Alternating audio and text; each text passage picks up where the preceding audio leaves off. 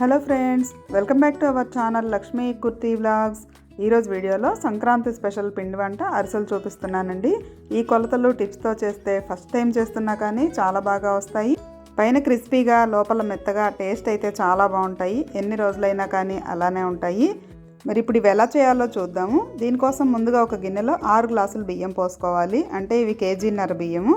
KG బియ్యంతో అరిసెలు చేయాలనుకున్నప్పుడు ఒక హాఫ్ కేజీ ఎక్స్ట్రానే పోసుకోవాలి. ఎందుకంటే మనం పిండి జల్లించినప్పుడు బరకొస్తుంది కదా, అలా వచ్చినా కానీ ఇబ్బంది లేకుండా ఉంటుంది. రేషన్ బియ్యం ఉంటే అవి తీసుకోవచ్చు, లేకపోతే 74 అంటారు కదా లావు బియ్యం, అవి తీసుకోవాలి. బీపీటీలు మాత్రం బాగుండదండి.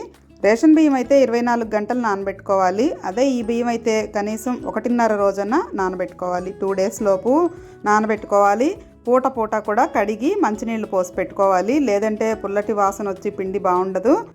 ఇలా నానబెట్టుకున్న తర్వాత ఈ బియ్యాన్ని ఒక వడగిన్నెలో వడేసుకొని ఒక క్లాత్ మీద వేసి ఒక 5 మినిట్స్ ఈ నీళ్ళన్నీ పోయేదాకా ఉంచి పిండి పట్టించుకోవాలి. ఎక్కువసేపు ఆరకూడదండి, బియ్యం తడిగానే ఉండాలి. పిండి మరి ఉంటే పట్టించుకోవచ్చు, మీ మిక్సీలో పడిద్ది అనుకుంటే మిక్సీలో వేసుకోవచ్చు. ఇలా వేయించుకున్న తర్వాత ఈ పిండిని జల్లించుకోవాలి. ఎంత మెత్తగా ఉన్నట్లు అనిపించినా కానీ బరకుంటుందండి, తప్పకుండా జల్లించుకోవాలి. బరకుంటే మళ్ళీ అరిసెలు చేసేటప్పుడు బాగా రావు. ఇలా జల్లించుకుంటూ కూడా మధ్య మధ్యలో చేత్తో ఇలా పిండిని అదింపెట్టుకోవాలి, లేదంటే పిండి ఆరిపోయిందంటే మనకి అరిసెలు బాగా రావు. ఇలా అంతా జల్లించుకున్న తర్వాత ఈ పిండి ఇలా అదింపెట్టుకొని పైన ఒక క్లాత్ వేసి పెట్టుకోవాలి ఆరిపోకుండా. ఇప్పుడు బెల్లం నల్లగొట్టుకుందాము. ఇలాంటి బెల్లం అయితే అరిసెలకి బాగుంటుంది. కేజీ బియ్యానికి 3/4 కేజీ బెల్లం పడుతుందండి. గ్రాముల్లో అయితే 750 గ్రాములు ఉంటుంది. ఈ బెల్లం నల్లగొట్టుకొని ఒక గిన్నెలో వేసుకొని 1/2 గ్లాసు నీళ్లు పోసుకొని బెల్లం కరిగించుకోవాలి. ముందుగా ఈ విధంగా కరిగించుకుంటే డస్ట్ ఏమన్నా ఉంటే ఇలా వడకట్టుకోవచ్చు. మనం ఏ గిన్నెలో పాకం పడదాం అనుకుంటున్నామో ఆ గిన్నెలోకి ఈ విధంగా వడపోసుకోవాలి. ఇప్పుడు ఈ గిన్నెని స్టవ్ మీద పెట్టి స్టవ్ హైలో పెట్టుకొని తిప్పుకుంటూ ఉండాలి. ఈ పాకం వచ్చేలోపు ఒక ప్లేట్లో ఈ విధంగా 1 గ్లాసు నీళ్లు పోసి పెట్టుకోవాలి. ఈ నీళ్ళల్లో ఈ బెల్లం పాకం తీసుకొని కొంచెం వేసినట్లయితే స్ప్రెడ్ అవ్వకుండా అక్కడే ఉండి మనకి ఉండవస్తే పాకం వచ్చినట్లు. ఇంకా రాలేదు.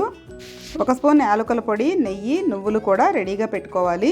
ఇప్పుడు ఈ పాకాన్ని మళ్ళీ వేసి చూద్దాము. చూడండి, ఇలా వేసినప్పుడు స్ప్రెడ్ అవ్వకుండా అలానే ఉంది కదా. దీన్ని ఉండ చేసి ఈ ఉండని ఇలా కొట్టినట్లయితే టంగ్ అని సౌండ్ వస్తే ఇంకా మనకి పాకం కరెక్ట్గా రెడీ అయిపోయినట్లే.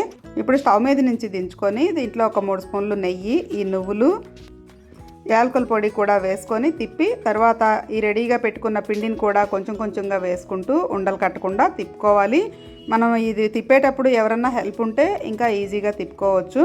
చూడండి, ఈ విధంగా ఈ పిండి మరీ గట్టిగా కాకుండా ఇలా వచ్చేటట్లు కలుపుకొని మూత పెట్టి 15 నిమిషాల సేపు పక్కన పెట్టుకోవాలి. ఆరేటప్పటికి ఇంకా గట్టిపడుతుందండి.